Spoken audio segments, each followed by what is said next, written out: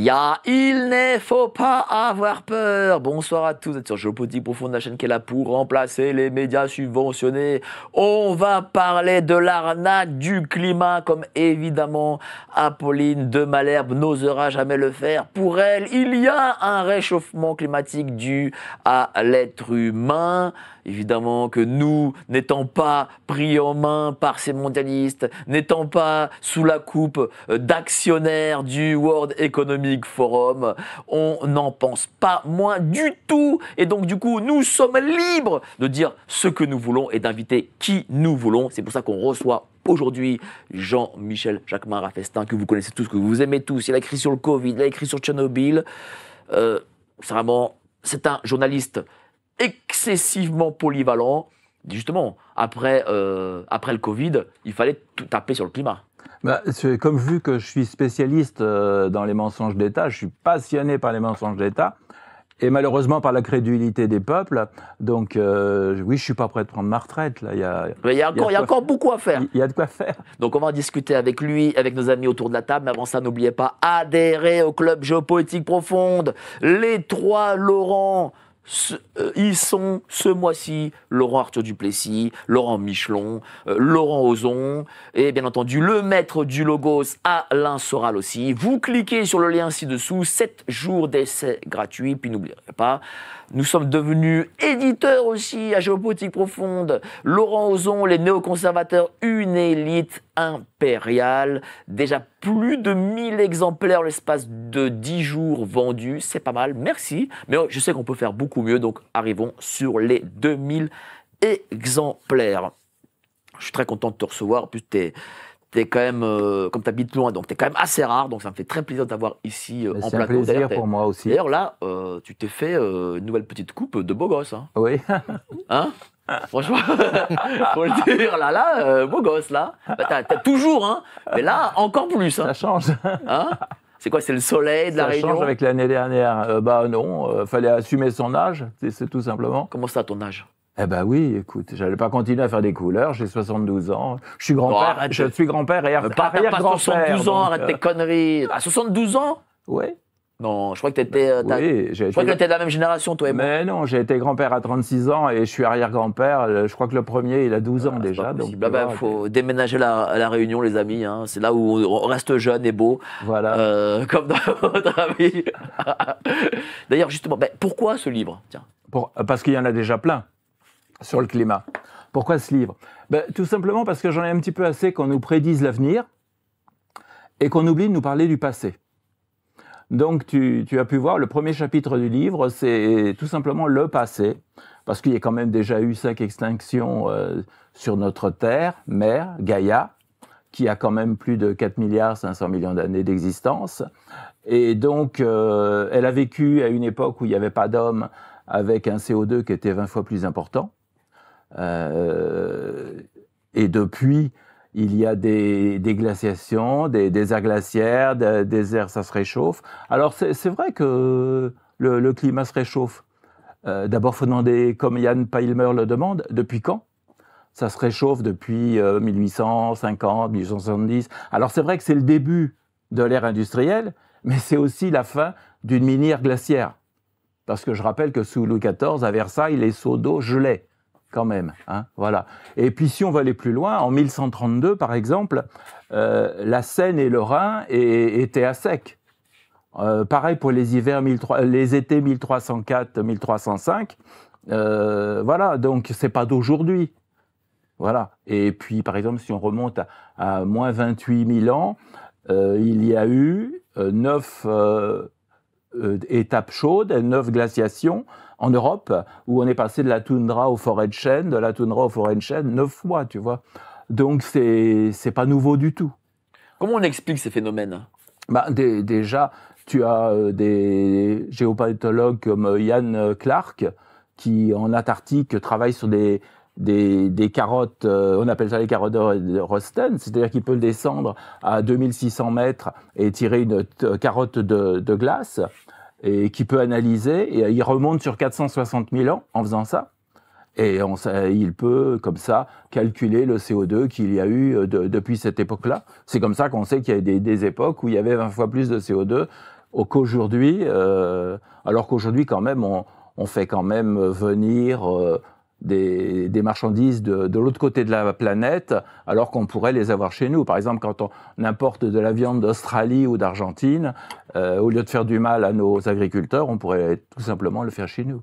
Alors, on va continuer cette discussion, mais avant ça, je vais présenter nos amis autour de la table. Patrick Pazin, éditeur. Comment ça va, cher Patrick? Très bien, merci Mike pour l'invitation. Toi aussi, tu es spécialiste du climat, tu as écrit dessus, justement? Oui, notamment la partie militaire, puisque j'ai écrit l'arme climatique et l'arme environnementale. Nous avons déjà fait des émissions d'ailleurs très intéressantes. Je sais que tu auras beaucoup de choses à dire.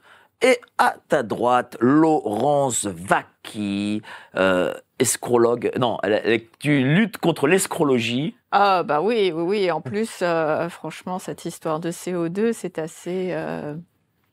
c'est quand même grotesque, hein, au bout d'un moment, voilà. Et sur la partie plutôt philosophique, parce que moi, ce qui m'importe aussi, c'est de parler de l'état d'esprit qui permet d'être lucide. Qu'en réalité, c'est assez facile de voir quand il y a une manipulation, mais c'est vrai qu'on a tellement habitué les gens à croire que tout ce qu'on leur dit et à obéir. Effectivement. Oui. Laurence a raison. Les gens là-dessus ne sont pas lucides. Ils gobent le narratif officiel. En tout cas, la masse, hein, je parle. Je ne vais pas te rappeler ce qu'ils ont gobé il y a 4 ans. Voilà. On éduque les gens de manière à ce qu'ils croient ce qu'on leur dit et qu'ils n'aient pas l'idée, l'envie de rechercher la vérité par eux-mêmes. Voilà. Donc, et puis, tu as vu dans l'introduction de mon livre, je parle de la façon dont on élève les jeunes et du livre de Brigelli, La fabrique de crétins. Je crois qu'on ne pouvait pas mieux trouver comme titre de son livre. Effectivement, donc ils sont maintenant avec leur petite boîte magique à la main toute la journée. Et voilà, ça ne va pas plus loin. Alors mais c'est pareil pour les journalistes. Hein. Ils pourraient quand même savoir que dans le passé, il y a eu des périodes beaucoup plus chaudes qu'aujourd'hui. D'ailleurs, les glaciers qui fondent dans les Alpes, qu'est-ce qu'on trouve en dessous? Des voies romaines. À l'époque des Romains, il y avait 2 degrés de plus. Donc, Mais cette idéologie mondialiste, parce que voilà, c'est vraiment l'idéologie la plus importante avec tous les côtés genre, transition, etc. D'ailleurs, on parle de transition écologique, d'ailleurs, pour le coup. C'est pourquoi? Est-ce que c'est juste pour nous prendre du fric? C'est pour nous prendre du fric et pour nous contrôler. Pour contrôler davantage et réduire nos libertés, bien sûr, puisque c'est parti, bientôt on aura droit qu'à 2 voyages par an. Oui, bien sûr, c'est pour nous contrôler. La voiture électrique, on y viendra plus tard, mais la voiture électrique aussi, c'est pour nous contrôler. Par exemple, moi qui écris des livres qui dérangent, si j'avais une voiture électrique, ce qui n'arrivera jamais, mais en admettant que j'en ai une et que je veuille m'en servir, elle pourrait très bien stopper à certains endroits où je pourrais plus la recharger. Ce sera pareil que la monnaie numérique. Hein. C'est pour nous contrôler davantage. C'est-à-dire que quoi? Comment on peut le contrôler? C'est-à-dire que en nous expliquant en gros que parce qu'on consomme trop, eh bien, il faudra consommer moins. Comment on peut nous contrôler globalement? Comme le reste? Non. Il suffit de dire non. Il suffit que les gens se réveillent, comprennent comment on les manipule, ce que l'on veut faire d'eux. Moi, tu sais, j'ai très peur pour la nouvelle génération. Je vais te dire pourquoi. Parce qu'on a mis dans la tête des gens, enfin des jeunes, que s'ils ont des enfants, eh bien, ils vont tuer la Terre, ils vont créer l'apocalypse, etc. J'en parle dans le livre. Ben oui, je sais. Il y a des jeunes qui ne font plus d'enfants pour sauver la Terre. Mais oui, mais visiblement, comment toi tu fais? Toi, t'as des enfants, des petits-enfants. Comment tu fais pour leur dire, voilà, tout ce qu'on vous dit, c'est bidon? Et justement, est-ce que ces enfants te disent, écoute, papa ou papy, notre prof nous a dit ceci, la télé dit ça, pourquoi tu vas en contradiction de la télé? Parce que moi, je vais te dire, je reçois énormément de gens, où je vais dans des manifestations, où on me dit, écoutez, moi, je suis minoritaire dans ce que je pense, oui, et on me met de côté. Voilà. Est-ce que toi, ça t'arrive? Plein de choses. Et comment faire pour, pour les gens qui nous regardent, pour justement arriver à ce que on puisse, entre guillemets, sauver nos proches? Parce que c'est ça qui compte, en réalité. C'est ce que j'ai fait avec une certaine injection, puisque moi j'ai une petite fille, son médecin, sa gynécologue, sa dermato voulait absolument qu'elle fasse le vaccin. expérimentale et elle a résisté, elle ne l'a pas fait. Donc j'ai réussi à lui faire enlever ses petits écouteurs qu'elle avait beaucoup trop longtemps dans la journée. C'est vrai que dans la rue, on voit plein de jeunes qui ont leurs petits trucs blancs qui dépassent. Ils savent pas qu'ils sont en train de se préparer à un cancer du cerveau dans quelques années. Non, on peut discuter avec les gens. Bon, autour de moi, mais enfin mes enfants, mes petits-enfants, ça va, il y a pas de Mais comment problème. t'as fait? Ben, j'ai parlé avec eux, je leur ai expliqué, je leur ai fait lire des rapports que j'ai. Je les mets pas forcément dans mes livres, mais dans mes livres, je mets la note de bas de page où les lecteurs peuvent télécharger les rapports, donc ils peuvent après s'informer. C'est pareil dans celui-ci d'ailleurs, pour certains rapports, ils peuvent les télécharger. Et justement, la genèse de ces livres et comment aussi tu as fait pour enquêter, parce que voilà, c'est un livre qui est épais, c'est ultra sourcé. Voilà, déjà la genèse, pourquoi avoir écrit dessus déjà, et enfin pas plutôt ça. Comment ça a commencé plutôt, et comment tu as fait pour enquêter, comment tu as trouvé toutes ces sources, et comment tu en es arrivé à cette conclusion qu'en fait, voilà, c'est une arnaque. Bah, la conclusion, il suffit de lire les rapports des scientifiques qui ne dépendent pas du GIEC, hein, parce que le GIEC, là, nos gentils idiots écologiques corrompus, d'abord, ils ne prennent que des scientifiques qui sont dans le même sens qu'eux, voilà. Et puis, avant qu'ils commencent à faire leur rapport, ils ont déjà le résultat du rapport.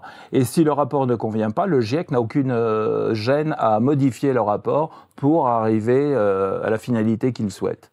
Voilà. Donc, moi, je travaille de mon bureau, simplement sur Internet. J'ai mes sites américains où je peux avoir des informations, des rapports et tout. Et puis, ça va peut-être étonner, mais je travaille avec là-haut. Donc raconte-nous. Ah, je veux que tu nous racontes ça. Moi, je travaille avec mes anges gardiens, avec mes guides, et c'est pour ça que je sais qu'ils m'ont déjà commandé les 2 tomes suivants. D'accord. Qu'est-ce qu'ils te disent tout à l'heure. Mais tous mes livres, les livres sur les vaccins, ne leur pardonnez pas, ils savent très bien ce qu'ils font. J'ai travaillé avec mes guides, j'ai travaillé avec Sylvie Simon qui nous a quittés en 2012. Mais parce qu'il faut aussi rappeler aux gens que tu as été le premier à écrire sur Tchernobyl. Oui. Tchernobyl qui a été un énorme mensonge d'État. Voilà. Ce n'était pas rien. On nous a fait croire que ça s'est arrêté dans les Alpes, ce qui était faux. Voilà, et quand je me suis intéressé à Tchernobyl, plus personne ne parlait de Tchernobyl. Mon livre est sorti en 1997. Et c'est vrai que j'ai mis la pagaille en France sur le côté sanitaire et écologique, puisque la première émission que j'ai faite après la sortie du livre, c'était avec Yves Calvi sur Europe 1, et on a fait sauter le standard d'Europe 1. Tellement de gens avaient des problèmes, des cancers de la thyroïde, ou des problèmes thyroïdiens, sans aller jusqu'au cancer, et puis même avec d'autres cancers, puisque j'avais expliqué les cancers du foie et les cancers du poumon à l'époque. Qu'est-ce qu'ils te disent, ces anges, aujourd'hui? Est-ce qu'ils te parlent un peu de l'avenir? Ils me disent de continuer. Non, ils ne me parlent pas de l'avenir, ils me parlent de mon travail, ils me parlent de ma mission de vie. Voilà, ma mission, c'est ça. C'est quoi? Un jour, une médium m'avait dit, si vos anges gardiens ont décidé que vous n'êtes pas sur votre chemin de vie, ils vont tout balayer. Ouais, c'est rentré là, c'est sorti là. Mais 6 mois après, c'est revenu, oui, pour tout balayer. Ils ont tout balayé. C'est-à-dire, comment ça? Divorce, la société qui part en liquidation, voilà, tu repars de zéro.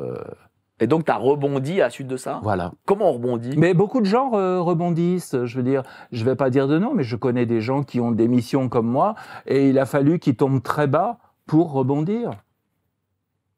Et si vous pouviez faire fructifier votre épargne sans y passer des heures? Entre les taux qui baissent, les frais qui grimpent et le temps qui manque, épargner intelligemment semble compliqué. Mais grâce à la lettre confidentielle de Géopolitique Profonde, c'est simple. Chaque mois, nos experts décryptent pour vous les meilleures stratégies financières, les placements malins et les solutions pour faire grandir votre épargne sans prise de tête. Vous aurez accès à des conseils concrets, des analyses pointues et des solutions adaptées à votre profil. Parce que votre argent mérite d'être bien placé. Abonnez-vous à la revue mensuelle de Géopolitique Profonde et reprenez le contrôle de votre épargne.